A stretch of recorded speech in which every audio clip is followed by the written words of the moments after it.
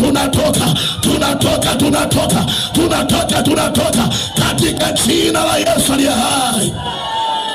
Yesu yeye alidhalilishwa. Jamani, haleluya. Kwa hiyo mtu anayewekwa kwa msalaba ni mtu aliyekuonekana amekataliwa na jamii.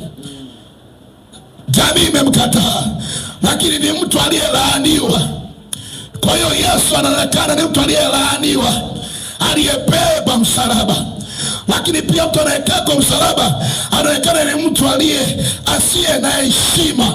Maana nimesema walikuwa wamewekwa wezi wakubwa, majambazi wakubwa, walikuwa wanatundikwa msalabani. Unaweza kaona hata wakati wa Yesu kuna mwizi walimweka pamoja naye, tutatoa mafafanuzi wakati mwingine. Lakini nataka nikwambie mtu ambaye alikuwa anakaa msalabani alikuwa na picha gani? Moja, ni mtu aliyekataliwa na jamii. Ya jamii imemkataa, hawezi kukaa na jamii. Ni mtu aliyekataliwa, lakini ni mtu ambaye anaonekana amelaaniwa, anayekaa kwa msalaba.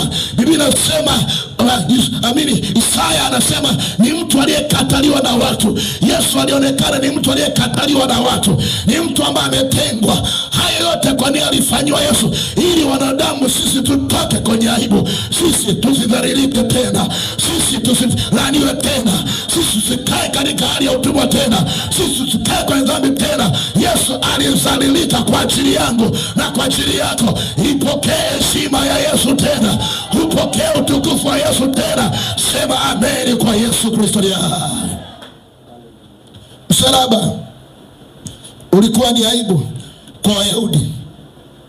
Kwa Wayahudi msalaba ilikuwa ni jambo la aibu na upumbavu kwa watu wengi. Kitabu cha Wakorintho sura yake ya kwanza mstari 23. Ni vizuri kusoma neno. Msalaba kwa aibu kwa Wayahudi ilikuwa ni jambo la aibu na upumbavu. Inaonekana upumbavu msalaba. Kitabu cha Wakorintho wa kwanza sura yake ya kwanza 23. Lakini pia andika Ibrania 2:12 mstari wa 2. Wakorintho wa kwanza 1:23. Mungu anasema, basi sisi tunamhubiri Kristo aliyesulubiwa. Kwa Wayahudi ni kikwazo, kwa Yunani ni upuuzi, bali kwa waitwao Wayahudi na Wayunani ni Kristo, ni nguvu ya Mungu na hekima ya Mungu. Mtu mmoja aseme amen. Msalaba unaonekana hata kwa watu walioko nje ambao wana Yesu. Jambo la msalaba unaonekana ni jambo la aibu na ni upumbavu, na ni jambo ambalo linaonekana halifai hata kutamkwa. Lakini aibu ya msalaba inageuka kuwa utukufu kwa wana wa Mungu.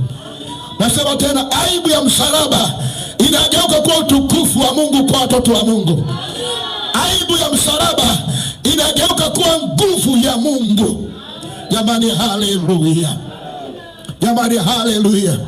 Pale palipo onekana aibu, Mungu alifanya pawe na ushuhuda. Pale palipoonekana kuwa aibu, Mungu alifanya pawe na ushindi. Kifo kinageuka kuwa uzima kwa jina la Yesu Kristo aliye hai. Kwa kifo cha Yesu kinageuka kuwa uzima kwa watoto wa Mungu. Acha niseme tena ya kwamba aibu ya msalaba inageuka kuwa utukufu. Ndio maana kuambia tunatoka kwenye aibu tunakwenda kwenye utukufu. Hili wiki lazima tutoke kwenye aibu tunakwenda kwenye utukufu. Hata kama ulisema hautaolewa, ninasema utukufu wa kwenye shera unakuja katika jina la Yesu aliye hai. Walisema watoto wako hawatasoma, nasema utukufu wa kusoma unakuja katika jina la Yesu aliye hai. Walisema hautakuwa na biashara nzuri, nasema utukufu wa biashara yenye faida unakuja katika jina la Yesu aliye hai. Maana msalaba ni nguvu ya Mungu kwa wanaoamini. Nasema ni nguvu ya Mungu, ni nguvu ya Mungu msalaba, ni nguvu ya Mungu msalaba, ni nguvu ya Mungu kwa watoto wa Mungu. Hatujapotea, tunatembea kwenye ushindi wa msalaba. Hatujapotea, tunatembea kwenye kibali cha Bwana. Mtu mmoja sema amen kwa Yesu Kristo leo. Palipoonekana kuwa pana aibu, Mungu alifanya pawe na ushindi. Yesu ni kama alikuwa anaibika, ni kama alikuwa anakataliwa, ni kama jamii limuona hana heshima tena, anapotezwa. Lakini Mungu alikuwa anatengeneza utukufu kupitia msalaba. Kuna jaribu mtu anapitia kwenye nyumba ya Mungu hapa, na kila mtu anajua jaribu lonalo. Anajua changamoto yako, na nataka nikuambie jioni ya leo, hiyo changamoto ama ugonjwa umebeba ushuhuda. Umebeba ushuhuda. Nasema umebeba ushuhuda. Kama unamwamini Yesu ambaye alikufa msalabani, umebeba ushuhuda. Kifo kinageuka kuwa uzima. Kifo kinageuka kuwa uzima. Tunatangaza Yesu ni uzima kwa sababu ya kifo chake. Kwa sababu ya kifo chake. Kama Yesu asingekufa, imani yetu ni bure, wala kuhubiri kwetu ni bure. Lakini Yesu alikufa na akafufuka. Tuna kila sababu ya kutangaza kuwa Yesu ni uzima katika jina la Yesu aliye hai. Sema ameni kwa Yesu Kristo aliye hai. Wangapi wamewahi kupanda mahindi au maharage? Yanapopanda ni kama yanakufa, unapopanda ni kama yanaoza. Lakini umewahi kupiga hesabu baada ya siku ngapi unaona maharage yanatokea? Baada ya siku 3 ndipo unaona mahindi yanatokea. Nenda kafuatilia ukaone. Ile ni mfano kwamba Yesu siku ya 3 anaamka. Unaona kama unapita kwenye jaribu kama nakufa, kama siamki. Nataka nikuambie kifo cha Yesu kimebeba uzima. Ikiwa tunaamini juu ya kifo cha Yesu, sisi tunapokea uzima katika jina la Yesu. Isaya anaandika miaka 700 kabla, anatabiri miaka 700 kabla, anasema kwa kupigwa kwake tumepona. Ninataka nitangazie watu wanaonisikiliza, watu walio kwenye nyumba ya Mungu, ya kupigwa kwa Yesu umepona. Umepona msiba wako, umepona magonjwa yako. Haijalishi daktari anasemaje, nasema tumepona kwa kupigwa kwa Yesu Kristo Bwana wetu. Haleluya, haleluya. Jamani, haleluya. Tunajifunza nini kwenye mistari hii? Nataka mambo matatu nikutajie jioni ya leo. Tunajifunza nini kwenye mistari ambayo nimeisoma? Kwanza, kabla tujafika mahali hapo, tunaposema palipo aibu ya msalaba iligeuka kuwa utukufu, unaweza kaiona katika Wafilipi sura yake ya 2 mstari wake wa 8 na wa 9. Wafilipi sura yake ya 2 mstari wake wa 8 na wa 9. Palipo na aibu paligeuka kuwa utukufu, au aibu ya msalaba wa Yesu uligeuka kuwa utukufu. Neno la Mungu unasemaje?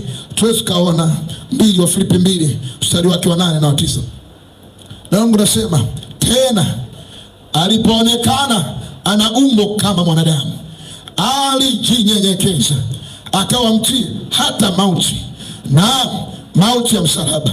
Kwa hiyo tena Mungu alimwadhimisha mno, akamkirimia jina lile lipitalo kila jina. Jamani, haleluya.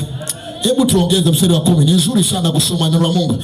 Anasema, ili kwa jina la Yesu kila goti lipigwe, la vitu vya mbinguni na duniani na chini ya nchi, na kila ulimi ukiri ya kuwa Yesu Kristo. Nimependa Biblia imeandikwa kwa herufi kubwa, Yesu Kristo ni Bwana, kwa utukufu wa Mungu Baba. Tuseme ameni kwa Yesu Kristo. Aibu ya msalaba iligeuka kuwa utukufu. Mungu akamwadhimisha mno yule aliyekataliwa, yule aliyetengwa, yule aliyeachwa na jamii, akaadhimishwa tena kuwa na utukufu. Biblia inasema Mungu akamuinua mno, akamwadhimisha jina lipitalo kila majina. Nataka niseme ni jioni leo, jina la Yesu linapita majina yote kwenye hii dunia.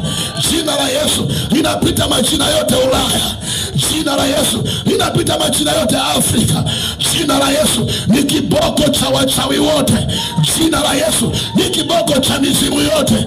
Jina la Yesu limebeba utukufu. Jina la Yesu, na anayeliamini anatembea na utukufu wa Yesu Kristo Bwana wetu. Tuseme ameni kwa Yesu Kristo aliye hai. Jina hili linapita mamlaka ya kansa. Jina hili linapita maumivu yoyote yale, maana Yesu nimekuambia alipigwa ile mijeledi na kusumbua mpaka nyama. Jina la Yesu linaweza likakuponya, linaweza kukuponya. Wewe uliyekuja unakuja mahali hapa una uvimbe kwenye tumbo, unaweza ukapona sahi kwa jina la Yesu. Nasema unaweza ukapona kwa jina la Yesu. Wewe unaumwa mgongo, unaweza ukapona kwa jina la Yesu. Hata kama pingili zimefanyaje, anaweza akazinyosha Yesu. Jina hili linapita kila majina kwa jina la Yesu. Hai, piga kelele, sema Yesu ni Bwana. Haleluya. Amen.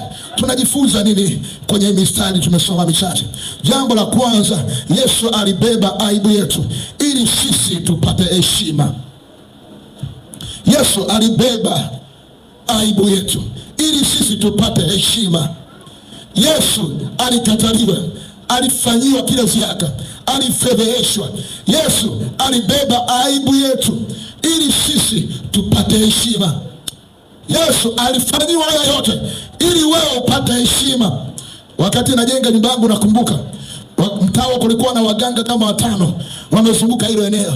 Kuna watu waliona akiwa anajenga, ndani ya wiki 3 nyumba ikawa imetoka msingi mpaka pale juu imesimama.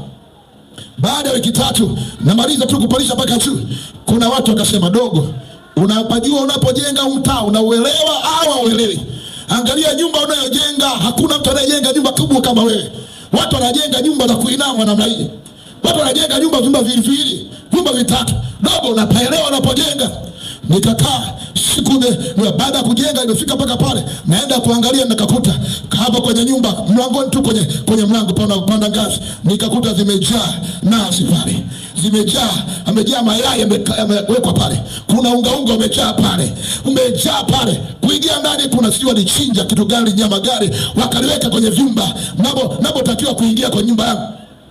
Wakati nimefika nikaona namna ile, nikawaambia, jamani, mimi sio mimi nayejenga tu, kazi ya mikono yangu Biblia inasema imebarikiwa. Kwa hiyo hata tofali langu limebarikiwa, hata kama sio mimi niliyefyatua, lakini kile ninachokifanya kimebarikiwa. Nisikize nikwambie vizuri jioni ya leo, Yesu alibeba aibu pale mtaani. Ulisema utaaibika, hiyo nyumba haiishi. Watu wanawekaga mchanga alafu wanasahau, hawarudi tena kujenga nyumba. Watu wanaweka matofali alafu wanasahau, hawarudi tena kujenga nyumba. Wakasema mtaa huu ni mgumu, haiwezekani. Watu walitegemea nipate aibu. Nisikize jioni ya leo, nipo nikwambia, Yesu alibeba aibu yetu ili sisi tupate heshima. Mara baada ya kufika mahali pale, mimi nikachukua vilivyoko pale, nikaangalia mayai, nikafikiri mayai ni mazima, nikatamani bebe nipelekee mtu wangu mrembo, ambia mama karangiza haya mayai. Kumbe mayai ni maiviza, mayai yameshaoza. Nikaona watu wamefanya kitu ambacho hakikufaa kabisa. Hapo angeka mayai mazuri pale, nipeleke msosi nyumbani. Mara kuona hivyo, nikachukua nikawasha moto, nikachukua ile nyama iliko ndani nikatupa huko, nikawasha moto. Wakasema kama ile nyama lilivyo na wewe utakufa. Hiyo ni ishara mbaya kwenye nyumba. Na nataka nikuambia, Yesu alikufa ili tupate sisi heshima. Paka leo ni mwaka zaidi wa 7 nipo kwenye nyumba, sijawahi kuota nimekufa wala niko ndani ya jeneza. Yesu alikufa ili tupate heshima, wala sio aibu, katika jina la Yesu. Chochote kilitamkwa kwa ajili yako, nasema unatoka kwenye aibu, unakwenda kwenye utukufu. Chochote kibaki kitamkwa kwako, nipo na neno la nabii kwako, unatoka kwenye aibu, unakwenda kwenye utukufu katika Yesu, unakwenda kwenye heshima. Mtoto wa Yawe, mpaka leo siji kuota nimekufa kwenye jeneza, siji kuota naelea baharini, hapana. Mpaka leo ninao jasiri kuambia, Yesu alikufa ili tupate heshima. Yesu alipata aibu ili tupate heshima katika jina la Yesu aliye hai. Sema amen kwa Yesu Kristo. Wengine walipokuja baadaye wakaja kuangalia, sema yule sio mwenye nyumba, yule ni mlinzi tu. Mtu gani anaweza kuwa na jumba kubwa kama lile afu ni kijana tu? Yule ni mlinzi tu. Kuna saa Mungu anakupa heshima, wanaofikiri ni mlinzi kumbe ndio baba mwenye nyumba, ndio father house. Katika jina la Yesu aliye hai, Mungu anaweza kututoa chini akatupandisha na wakuu. Leo tunaitwa watoto wa Mungu. Sisi kwetu ni machifu, kija kwetu si ni machifu, lakini sisi sio machifu leo. Tunaitwa wana wa aliye juu, tunaitwa wana wa Mungu aliye hai kupitia damu ya Yesu Kristo. Ninakuombea wiki hii Mungu akutoe, akupe heshima. Ninakuombea wiki hii Mungu akutoe kwenye aibu, ile aibu ya maneno. Mungu akutoe kwenye laana, ile laana yoyote. Mungu akutoe. Inawezekana hata kama ulitoa kafara, hata kama ulitoa sadaka yote, sadaka ya damu ya Yesu inanena mema. Sadaka ya damu ya Yesu imebeba uzima katika jina la Yesu. Mtu mmoja aseme amen kwa Yesu Kristo aliye hai.